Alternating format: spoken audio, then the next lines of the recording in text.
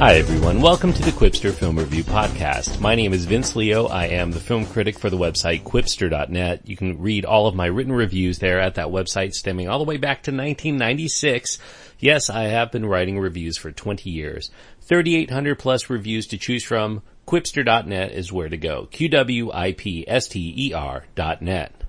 Today I'm going to be looking at a film called The Shallows. It's one of those shark movies, but is getting a wide release. It's not going straight to the Sci-Fi Channel or any of those schlocky Shark Week type places where a lot of people watch all of these shark movies like Sharknado and all the rest. It's a thriller horror movie. I hesitate to call it a horror movie. I would say it's more of a terror movie, but I guess that's not really a genre, so horror movie it is. It's a PG-13 rated one nonetheless. It has bloody images. There's a lot of blood here, actually. There are intense sequences of peril and brief, strong language. The runtime is a relatively tight hour and 27 minutes, and the cast, well, I won't really mention much about the cast. There are several people in the film, but none of them really amount to much except for the main star, Blake Lively, who is really a one-woman show here. Jaume Collet-Serra is the director, whose name I've yet to realize how to pronounce. The screenplay is by Anthony Jeswinski. Blake Lively is the star front and center. She's always pretty much on the screen. She stars as a woman named Nancy. She's a former medical student, actually kind of a dropout. She's from Galveston, Texas, and she is traveling to her recently deceased mother's favorite secret surfing spot.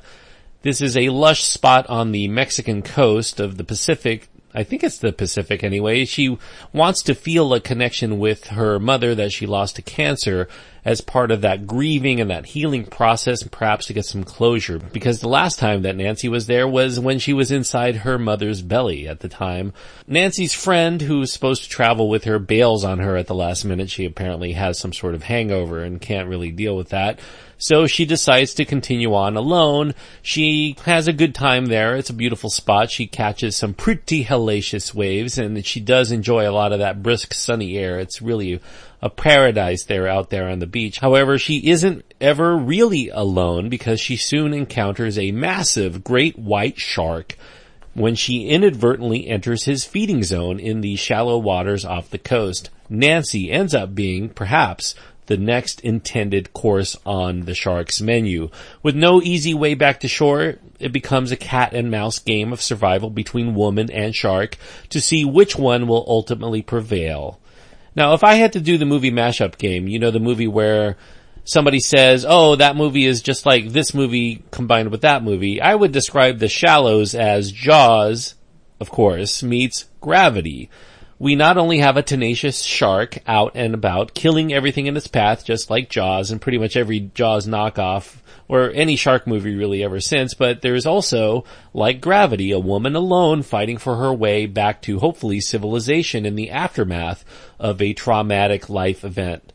This is not as good as either of those films, not by a long shot really, but it does hit an occasional good stride, enough to keep the film quite watchable, even when it takes turns that either feel too silly or sometimes over the top for what is mostly set up as a reality-grounded terror flick. The Shallows is directed by Jaume Collet-Serra. He's mostly known as a director of a trio of relatively B-grade Liam Neeson thrillers. I guess they're all B-grade, to be honest with you. They work together in the films Unknown, Nonstop, and Run All Night, which all had their moments, but, you know, they're kind of hit-and-miss vehicles anyway. Now, as tight as Collet-Serra keeps the action, it's really cinematographer Flavio Martinez Labiano who makes this movie really pop. He has a lot of visual splendor both in and out of the water, and is especially effective when he is underneath the water. We get a lot of good underwater shots often in this movie, and they are beautiful and breathtaking to behold. Even the overhead shots are magnificent. I don't know if they were shot by drones or if they were done on a computer, but whatever.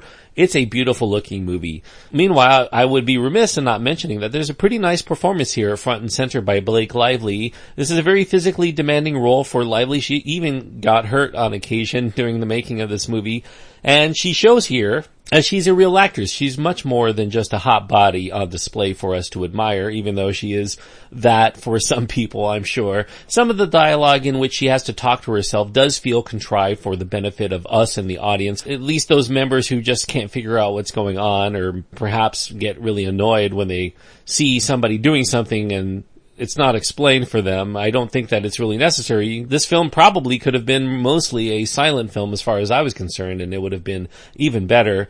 It does feature a minimalist script from Anthony Jaswinski, and this was a script that was on the blacklist, the most sought after scripts in Hollywood that were unproduced at the time.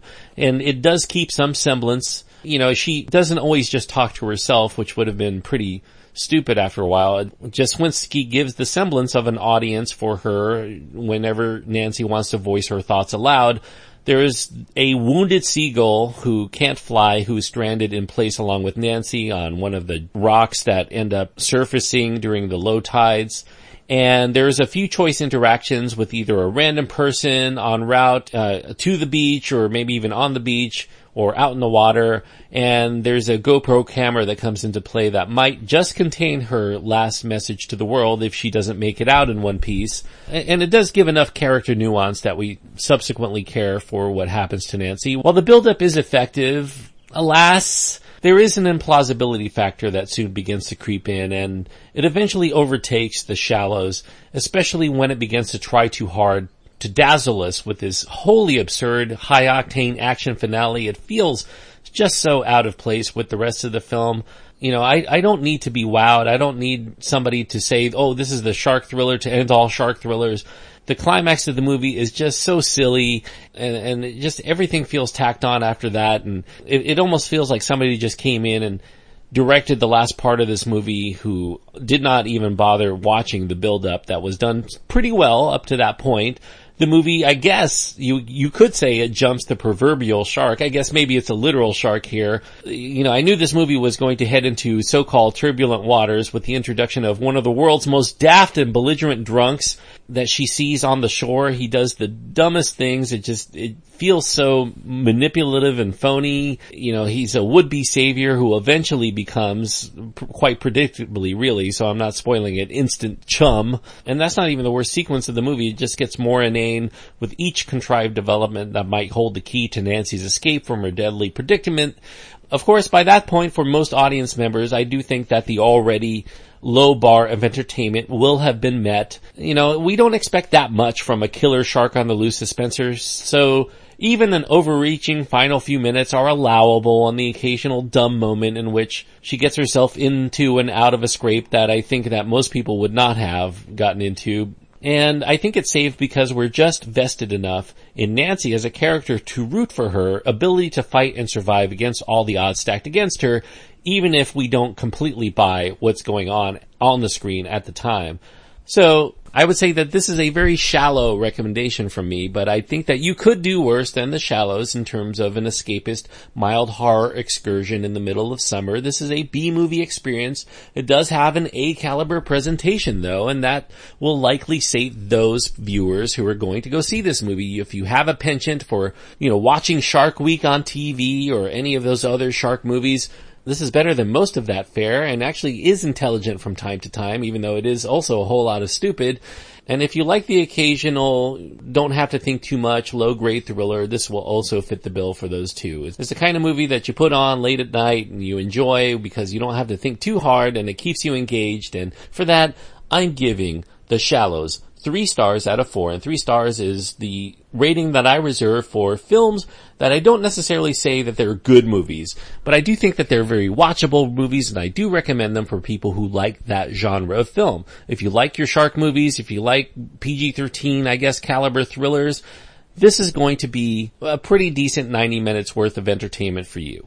If you're averse to these kinds of movies, I don't think that this is going to be the next Jaws, the one that gets you out to the theater to watch another shark movie. It does come with a bit of overhead. You might have a little bit of a dumb movie hangover once it's all said and done. But for me, and I think for most audience members out there, I think that it will engage just enough to feel that it was entertainment well served for the most part. So 3 stars out of 4 goes to The Shallows. Thanks everyone for listening. I hope that you enjoyed this review.